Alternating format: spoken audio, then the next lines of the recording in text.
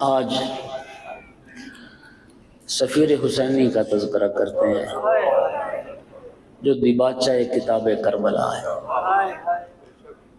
مولا امیر المومنین علیہ السلام نے نبی کریم سے سوال کیا تھا، یا رسول اللہ اتحب عقیلا، یا رسول اللہ کیا آپ میرے بھائی عقیل سے محبت کرتے ہیں؟ فرمایا انی احبہ لحبین، میں دو وجہ سے عقیل سے محبت کرتا ہوں۔ ایک اس لیے محبت کرتا ہوں کہ میرا چچا ابو طالب عقیل سے محبت کرتا تھا۔ اب سمجھو مقام ابو طالب، اللہ کا رسول فرماتا ہے مجھے بھی اس سے محبت ہے جس سے میرے چچا ابو طالب کو محبت ہے۔ اور دوسری محبت کی وجہ فرمایا یا علی، عقیل کا بیٹا تیرے بیٹے کی راہ میں جان قربان، عقیل کا بیٹا۔ اور پھر نبی کریم نے دعا فرمائی اللہ رحمت نازل کرے ان پر جو عقیل کے بیٹے کی غربت پر آنسو بہائے۔ امام حسین علیہ السلام نے جناب عقیل کو اپنا نائب اور اپنا نمائندہ اور سفیر بنا کے کوفہ بھیجا، اور جو خط لکھا نا امام حسین علیہ السلام نے، تاریخ نے اس کو محفوظ کیا۔ اہل کوفہ کو خط لکھا انی باعث الیکم اخی وابن عمی وثقتی من اہل بیتی، کوفہ والوں میں اس شخص کو بھیج رہا ہوں جو میرا بھائی ہے، میرے چچا کا بیٹا ہے، اور یہ وہ ہستی ہے جس پر ہم سب اہل بیت کو بڑا اعتماد ہے۔ سفیر حسینی کوفہ پہنچا، 18,000 کوفیوں نے بیعت کی۔ یزید کو خط لکھے گئے اگر کوفہ چاہتے ہو تو کوفہ کے گورنر کو تبدیل کرو، اس لیے کہ سارے اہل کوفہ نے امام حسین علیہ السلام کے لیے مسلم کے ہاتھ پر بیعت کر لی۔ یہ بیعت در حقیقت خود جناب مسلم کے لیے بیعت نہیں ہے، یہ بیعت امام حسین علیہ السلام کے لیے لی گئی تھی، صرف ہاتھ جناب مسلم کا تھا۔ کیا عظمت ہے مسلم کی، جن کا ہاتھ آج حسین کا ہاتھ، جن کے ہاتھ پہ بیعت مولا حسین کے لیے بیعت۔ ابن زیاد کو گورنر بنا کے یزید نے بھیجا، ڈراؤ دھمکاؤ کا سلسلہ شروع ہوا، کچھ کو لالچ، کچھ کو ڈرانا، کچھ کی گرفتاریاں۔ یقین کیجئے پھر وہ سلسلہ شروع ہوا۔ تاریخ نے اس رات کا منظر لکھا ہے، مسجد کوفہ میں جناب مسلم نماز پڑھا رہے تھے، مغرب کی نماز میں ہزاروں لوگ تھے۔ ابن زیاد مولون نے جب ڈراؤ دھمکاؤ کا اعلان شروع ہوا نا، اعلان ہوا، ماں جا کے بیٹے کا ہاتھ پکڑ کے لے آئی، بیوی شوہر کا ہاتھ پکڑ کے لے آئی، بہن بھائی کا ہاتھ پکڑ کے لے آئی۔ جب نماز عشاء پڑھائی تو صرف 30 افراد رہ گئے، اور نماز عشاء ختم کی تو ایک بھی نہیں تھا۔ کہاں جائے مسلم، غریب الوطن مسلم، کوفہ کی گلیوں میں پھرتے رہے، روزے سے تھے اس دن۔ ایک دروازے پہ ایک مستور کو دیکھا، کھلا ہوا تھا دروازہ، مستور میں پیاسا ہوں مجھے پانی پلاؤ۔ وہ مستور پانی لائی جناب مسلم کے لیے، پانی پیا، وہیں تھک کے دروازے پہ بیٹھ گئے۔ وہ اپنے بیٹے کے انتظار میں تھی۔ تھوڑی دیر کے بعد جو پھر آئی، دروازہ کھولا، دیکھا وہ اجنبی شخص دروازے پہ بیٹھا ہے۔ کہتی ہے رات کی تاریکی میں کسی اجنبی کا کسی کے دروازے پہ بیٹھنا اچھا نہیں ہے، آپ گھر کیوں نہیں چلے جاتے؟ اس وقت فرمایا گھر وہ جائے جس کا کوئی گھر ہو، ایک غریب الوطن کہاں جائے، ایک پردیسی کہاں جائے۔ اس وقت مستور نے پوچھا آپ اپنا تعارف تو فرمائیں۔ کہا میں مسلم بن عقیل سفیر امام حسین۔ عورت مومنہ تھی، توڑا، گھر کا دروازہ کھولا، آقا یہ آپ کا اپنا گھر ہے؟ کہتی تھی میں کتنی خوش نصیب ہوں کہ اللہ کی رحمت چل کے میرے گھر آ، علی بطول کا بیٹا میرے گھر میں آ۔ کھانا پیش کیا. جناب مسلم نے وہ رات اس مومنہ کے گھر میں گزاری. اور کیسے گزاری تاریخ نے یہ لفظ لکھے بین قائم و راکع و ساجد، مسلح عبادت پر گزاری. کبھی قیام، کبھی رکوع، کبھی سجود. آدھی رات کو اس مومنہ کا منافق بیٹا آیا گھر. جب اس نے ماں کو اس کمرے میں آتے جاتے دیکھا نا، ماں سے پوچھتا اماں کون ہے ہمارے گھر میں؟ ماں کہتی پہلے قسم کھاؤ کسی کو بتاؤ گے نہیں. لیکن منافق کی قسم کا اعتبار نہیں ہے. بتایا سفیر حسین ہمارے گھر میں مہمان. اس ملعون نے نماز فجر سے پہلے دارالعمارہ جا کے ابن زیاد کو اطلاع دی کہ جس مسلم کی تلاش میں تمہارے لوگ پھر رہے ہیں وہ مسلم ہمارے گھر میں موجود. نماز فجر ادا کی، گھوڑوں کی ٹاپوں کی آوازیں آنے لگیں. جناب مسلم نے سلاح جنگ پہنا. مومنہ کہتی ہے اے سفیر حسینی، آپ میرے گھر میں رہ کر دفاع کریں، آپ بہتر دفاع کر پائیں گے. جملہ سنو گے؟ جناب سفیر حسینی اس غیرت مند سفیر نے فرمایا مومنہ آنے والا دشمن گھٹیا اور کمینہ ہے، میں نہیں چاہتا تیرے گھر کی حرمت کا مال ہو. میں نہیں چاہتا کہ یہ گھٹیا کمینہ دشمن تیرے گھر میں داخل ہو جائے، یہ تیرے گھر کو کوئی نقصان پہنچے. یہ کوفی ممکن ہے تمہارے گھر کو آگ لگا دیں. میں تیرے گھر کی حرمت کی پامالی برداشت نہیں کرتا. گھر سے باہر نکل کے کوفے کی گلیوں میں لڑائی شروع ہوئی. محمد ابن اشعث 500 کا دستہ لے کے آیا تھا سفیر حسین کی گرفتاری کے لیے. اللہ جانتا ہے پھر وہ جنگ کی ہے نا جناب مسلم نے. جنہوں نے واقعات کربلا کا تجزیہ کیا ہے نا انہوں نے یہ جملے لکھے ہیں. ائمہ اہل بیت کے بعد آل محمد کے گھرانے میں 3 ہستیاں ایسی تھیں جن کی شجاعت اور بہادری کی نظیر کائنات میں نہیں. ایک جناب محمد حنفیہ، ایک جناب عباس علمدار، اور تیسری شخصیت سفیر ایمان مسلم ابن عقیل.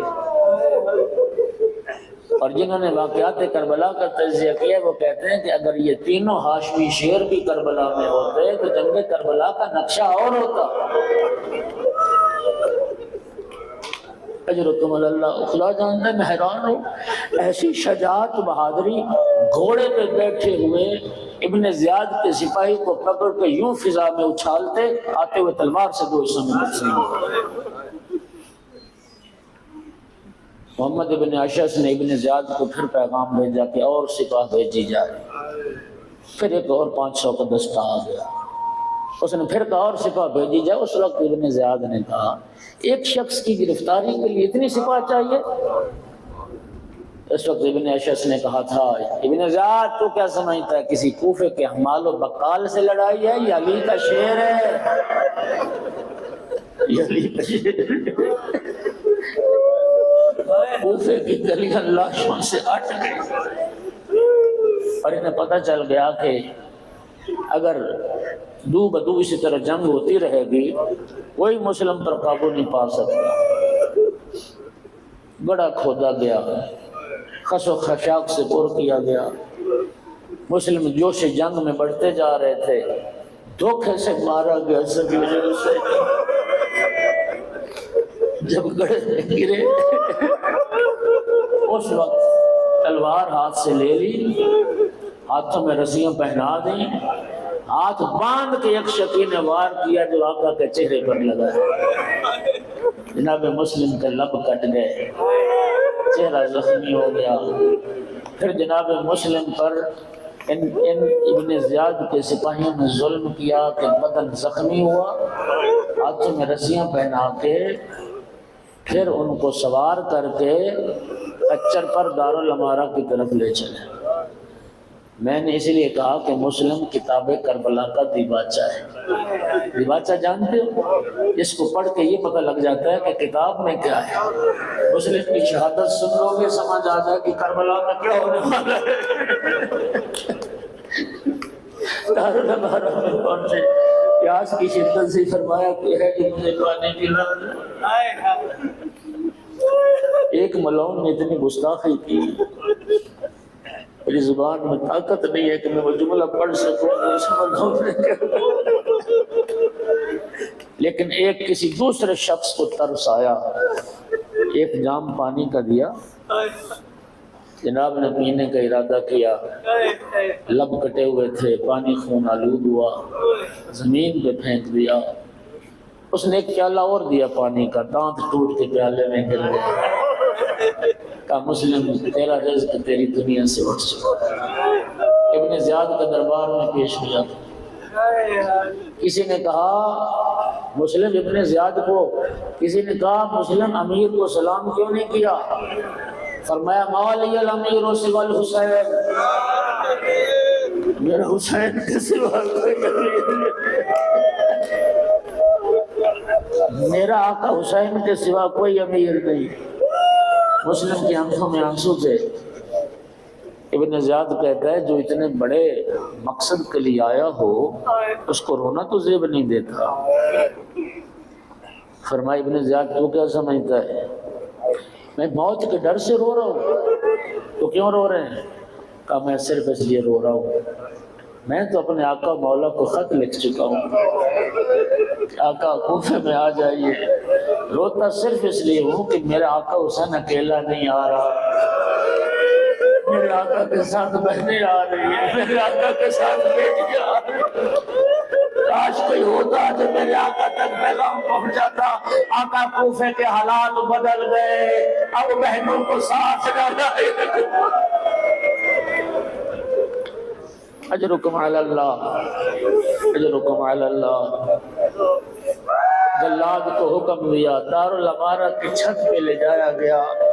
صحابی رسول جناب حانی ابن عروہ اور جناب سفیر حسینی، ان دونوں ہستیوں کو جنہوں نے راہ امام حسین علیہ السلام میں جان قربان کی، دارالامارہ کی چھت پہ لے جایا۔ جلاد نے کہا کہ سر آگے جھکاؤ۔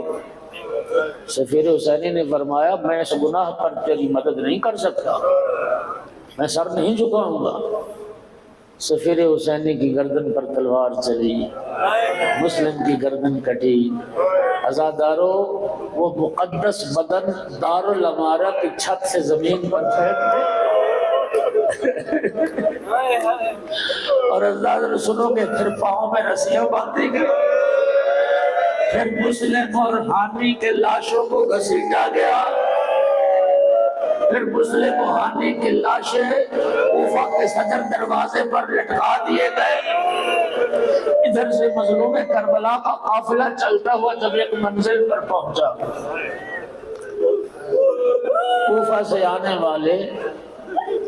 سے آنے والے بنی اسد کے قبیلے کے دو افراد، ایک بندے سے ملاقات ہوئی راستے میں، کوفے کے حالات پوچھے۔ ان لوگوں نے بتایا ہم نے اس حال میں کوفہ چھوڑا کہ مسلم اور حانی کی لاشوں کو گھسیٹا جا رہا تھا۔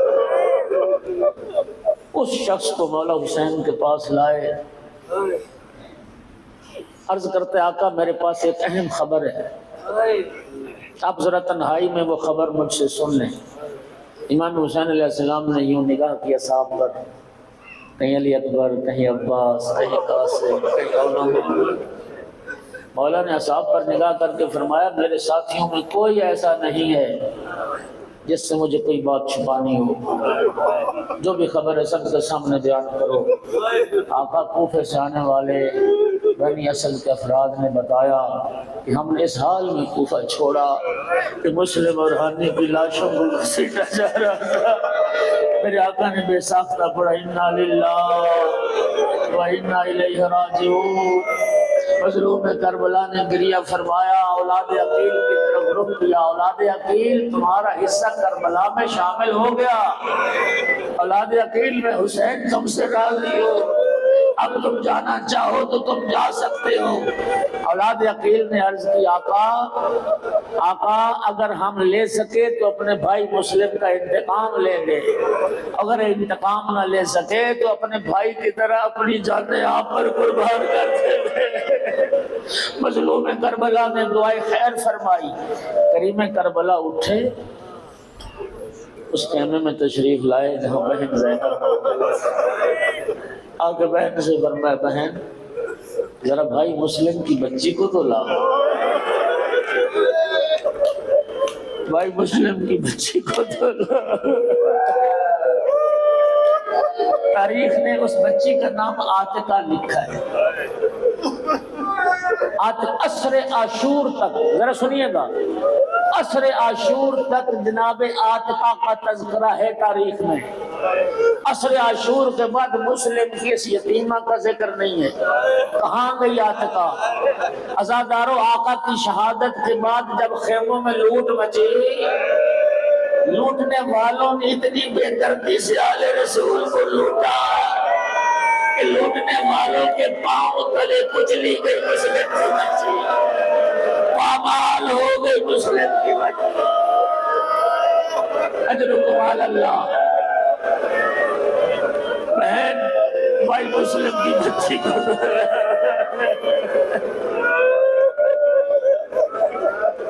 عاتقہ کو آقا نے گود میں سر پہ شفقت کے ہاتھ میرے پیشانی پہ بوسے دیتے تھے۔ فرمایا بہن فلاں منزل سے ہم نے گوشوارے خریدے تھے، وہ گوشوارے اپنے ہاتھوں سے گوشوارے پہنانا شروع کیے۔ بڑی باہوش بچی تھی، سنیے گا سمجھ گئی۔ مامو جان آپ محبت اور شفقت تو ہمیشہ کرتے ہیں، لیکن آج آپ کی محبت کا انداز نرالا ہے۔ مامو جان میرے بابا کو خیریت تو ہے؟ مامو جان ایسی شفقت یتیموں سے کی جاتی ہے۔ فرمایا آپ کا بیٹی آج کے بعد مجھے باپ سمجھنا، زینب کو ماں سمجھنا، تیرا بابا عالم غربت میں کوفہ میں مارا گیا۔ بیویوں کے بین بلند ہوئے، واہ مسلمہ، واہ محمدہ، واہ علیہ، واہ فاطمہ۔ اجرکم علی اللہ۔ بس ایک جملے کی زحمت، یہ سارا منظر جناب سکینہ تھوڑے سے فاصلے پہ کھڑی دیکھ رہی اور جناب سکینہ سوچ رہی ہے جو عالم غربت میں یتیم ہو جائے اس کے سر پہ شفقت کا ہاتھ پھیرا جائے، جو عالم غربت میں یتیم ہو جائے اس سے پیار کیا جاتا ہے، جو عالم غربت میں یتیم ہو جائے اس کو گوشوارے پہنائے جاتے ہیں۔ میں عرض کروں گا مسلم کی بچی تو خوش نصیب تھی، حسین جیسا کریم ماموں تھا۔ ہائے قسمت جناب سکینہ، بابا کی شہادت کے بعد بابا کے لاشے سے لپٹ کے رو رہی تھی۔ کون تھا سر میں شفقت کا ہاتھ پھیرنے والا؟ شبر کے تماچے سکینہ کے رخسار بی بی طرف میں کہتی تھی مسلمانوں یہ کہا کا دستور ہے، بابا بھی میرا مارا جائے تو باچے بھی مجھے مارے۔